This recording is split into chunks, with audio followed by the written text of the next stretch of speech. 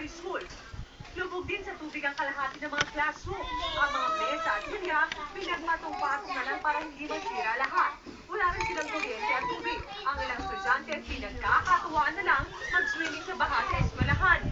Nababawasan po yung natututunan namin. Tsaka po, pag pumapasok po kami doon ng baha, palagi pong basa yung namin. Gamit. Ganito rin ang sitwasyon sa Dampalit Elementary School, May. Kalimitan daw tumatagal pa ng 1 linggo bago malinis po yung mga classroom kapag ganito katindi ang baha. Ayon kay Dampalit Barangay Chairman Alan Balao, mabilis ang taas ng tubig at pahirapan ang pagpapagawa ng baha. Dahil hindi umano ng Kamanaba Area Flood Control ang paggawa ng mega dike na dapat Ang problema talaga namin yun, talaga hindi kasi natuloy yung Mega Dike project. For 2 years, naantala.